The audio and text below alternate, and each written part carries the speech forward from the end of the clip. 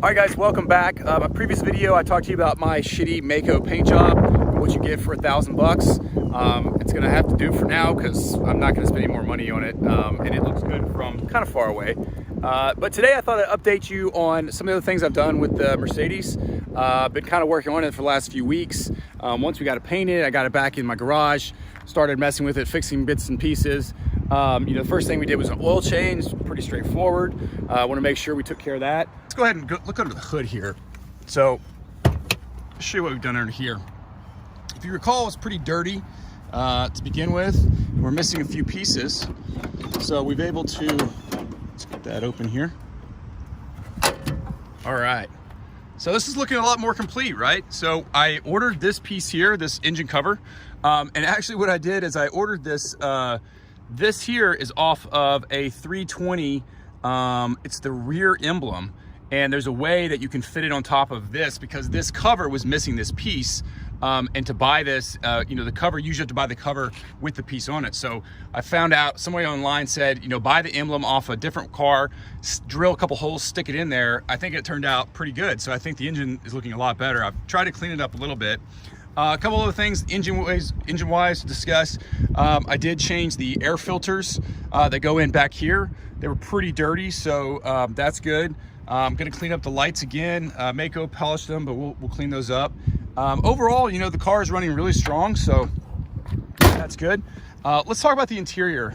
I've shown you guys that the seats are pretty ratty, which is the case. Let me go around to this side. But we got a bit of a problem with our seats, This has all been repaired in a pretty shitty way. And so I've cleaned these up, but when I clean these up, all this goo sort of comes up, this old paint. This is black and silver, I believe, is the code, the color code for these seats. Pretty rare. Again, you can't, there's millions of E-Series W210s out in the world for you to buy parts with, but this being the E55, the seats are different. The bolster on the regular ones goes from here all the way up, kind of one piece. This is different pieces. So again, these are kind of rare, especially in the two-tone, and they are just trashed. So I've been to, let's take a look at the driver's one. The driver's one's probably even worse, and the foam's pretty bad. When you sit in it, it's not very supportive. Upper is kind of bad too. I've been to a couple of different interior shops here in Dallas, and they basically said, yeah, those are shot. One guy said he could redo them for $350 a piece. I thought, I don't know. And another guy said, oh, it costs over $3,000 for me to rebuild them. Now, I have been looking at some online. I could buy a complete set out of here. It's gonna run a couple $1,000 probably. So, not really sure what we're gonna do there. If anybody in the comments has access to a set of W210 E55 interior, hit me up because I'd love to possibly buy some. So, a couple of things to talk about. Our steering wheel here. If you recall, it was real beat up, the leather here. I actually just ripped this off pretty much. I just cut the seams and took this off.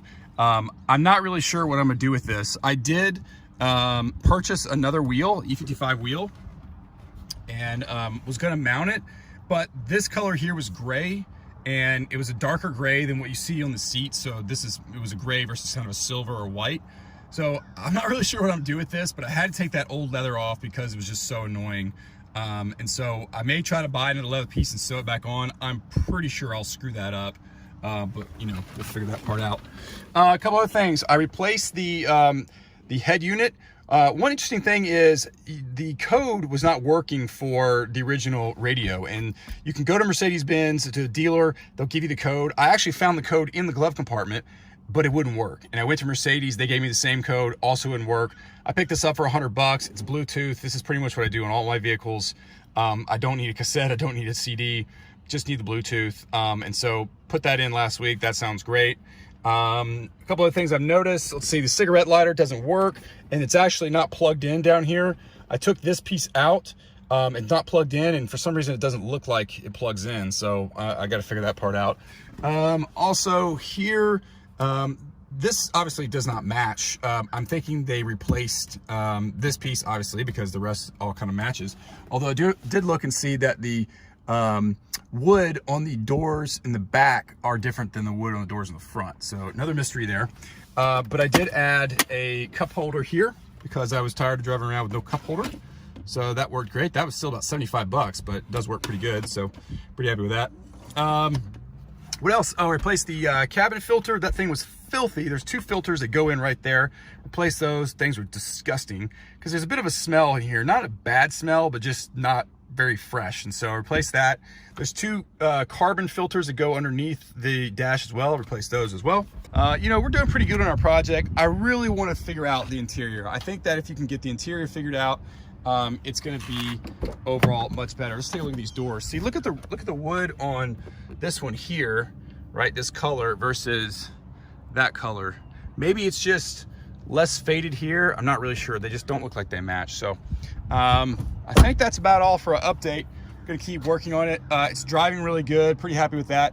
One of the commenters in a previous video noticed a clicking sound when I took off, when I did like kind of like a you know, a drive away or whatever you want to call it. And he said he had the same car and that he had a trans service and the car pulls a lot better, and that might be you know, something to look into. So I might do that. There's a bit of a rear main seal issue. I'm not sure if it needs to be replaced, but I wouldn't mind getting that looked at. Also, I learned a little bit more about this car. A commenter in another previous video said, hey, I think I know this car. Was this car in Louisville, Texas? And the answer is yes. I bought it from a guy here in Dallas. He had bought it from some dealer in Louisville.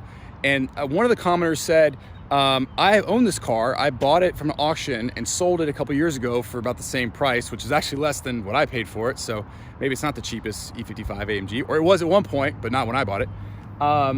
And he said that when he owned it, it was in pretty mint condition, in really nice condition. But I guess after he sold it, it got repossessed a few times and somebody just completely trashed it. So I don't know why you would trash such a beautiful car like this.